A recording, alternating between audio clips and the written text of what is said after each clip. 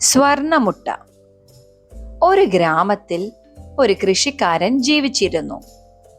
അയാൾ ഒരു പാവപ്പെട്ടവനായിരുന്നു. വളരെ കഷ്ടപ്പെട്ട് അധ്വാനിച്ച് അതിൽ നിന്ന് കിട്ടുന്ന വരുമാനം കൊണ്ടായിരുന്നു അയാളും കുടുംബവും ജീവിച്ചിരുന്നത്. ഒരു ദിവസം ജോലി ചെയ്തു വന്ന വൈകുന്നേരം അയാൾക്ക് വല്ലാതെ വിശന്നു. അയാൾ അടുക്കളയിൽ ചെന്ന് പാത്രമെടുത്ത് നോക്കി. ഒന്നും കഴിക്കാനില്ല. ഇന്ന് രാത്രി എന്താണ് പാചകം ചെയ്യുക? അയാൾ ആലോചിച്ചു. അപ്പോഴാണ് അയാളുടെ കുടിലിന്റെ വാതിൽക്കൽ ഒരു കോഴി കൂവുന്ന ശബ്ദം അയാൾ കേട്ടത്. ആ കോഴി ഇന്നെനിക്ക് നല്ല വിരുന്നാകുമല്ലോ, അയാൾ വിചാരിച്ചു. പതിയെ പുറത്തിറങ്ങി കുറച്ച് ബുദ്ധിമുട്ടിയാണെങ്കിലും അയാൾ ആ കോഴിയെ പിടിച്ചു. ആ കോഴിയെ പാചകം ചെയ്യാൻ വേണ്ടി ശ്രമിച്ചപ്പോൾ അതാ ആ കോഴി പെട്ടെന്ന് സംസാരിച്ചു. എന്താണെന്നോ? കോഴി പറഞ്ഞു, കൃഷിക്കാരാ, എന്നെ വെറുതെ വിടണം. എന്നെ ഒന്നും ചെയ്യരുത്. ഞാൻ നിങ്ങളെ സഹായിക്കാം. അപ്പോൾ കൃഷിക്കാരൻ ആശ്ചര്യത്തോടെ പറഞ്ഞു, എന്താ ഇത്? ഈ കോഴിക്ക് എങ്ങനെ സംസാരിക്കാൻ സാധിക്കും? ഈ കോഴി നന്നായി സംസാരിക്കുന്നുണ്ടല്ലോ. ഞാൻ എന്തിനു നിന്നെ വിശ്വസിക്കണം? നീ എനിക്ക് എന്ത് സഹായമാണ് ചെയ്യാൻ പോകുന്നത്? അയാൾ ചോദിച്ചു. അപ്പോൾ കോഴി പറഞ്ഞു, നീ എന്നെ കൊല്ലാതെ വിടുകയാണെങ്കിൽ ഞാൻ ദിവസവും ഒരു സ്വർണ മുട്ട നിനക്ക് തരുന്നതായിരിക്കും. അപ്പോൾ കൃഷിക്കാരൻ വീണ്ടും ആശ്ചര്യത്തോടെ പറഞ്ഞു, എന്ത്? സ്വർണ മുട്ടയോ? അതും എന്നും തരുമെന്നോ? ഞാൻ എങ്ങനെ നിന്നെ വിശ്വസിക്കും? ഒരു പക്ഷേ നീ എന്നെ ചതിക്കുകയാണെങ്കിലോ? അപ്പോൾ കോഴി പറഞ്ഞു, നീ എന്നെ വിശ്വസിക്കണം. നാളെ ഞാൻ നിനക്ക് രാവിലെ സ്വർണമുട്ട തന്നില്ല എങ്കിൽ നിനക്ക് എന്നെ കൊല്ലാം. അപ്പോൾ കൃഷിക്കാരൻ പറഞ്ഞു, ശരി, എങ്കിൽ നാളെ രാവിലെ വരെ ഞാൻ നിനക്കായി കാത്തിരിക്കാം എന്ന് പറഞ്ഞ് കൃഷിക്കാരൻ ആ കോഴിയെ കൂട്ടിലടച്ച് കുടിലിലേക്ക് പോയി. അടുത്ത ദിവസം രാവിലെ തന്നെ കൃഷിക്കാരൻ കോഴി പറഞ്ഞതുപോലെ സ്വർണമുട്ട ഇട്ടിട്ടുണ്ടോ എന്ന് നോക്കുവാൻ കോഴിക്കൂടിനടുത്തേക്ക് പോയി. അപ്പോ എന്താ ഇത്? ആശ്ചര്യമായിരിക്കുന്നുവല്ലോ. ഇത് ശരിക്കും സ്വർണമുട്ട തന്നെയാണല്ലോ എന്ന് പറഞ്ഞ് അയാൾ തുള്ളിച്ചാടാൻ തുടങ്ങി.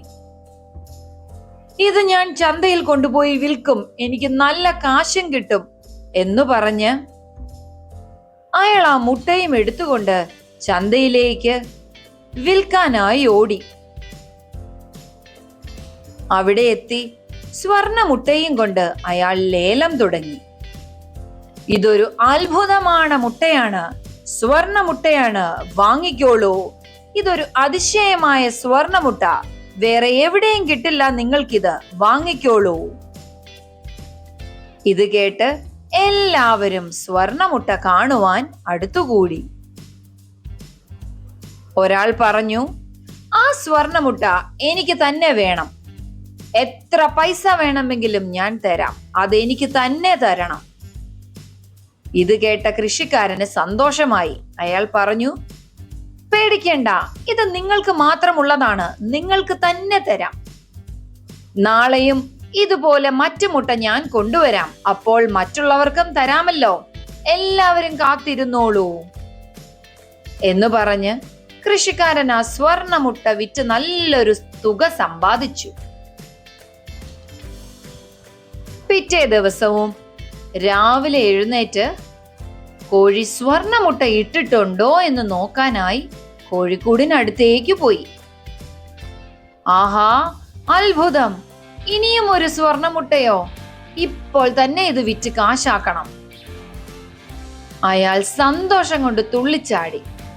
വീണ്ടും അയാൾ ആ മുട്ടയും കൊണ്ട് ചന്തയിലേക്ക് പോയി.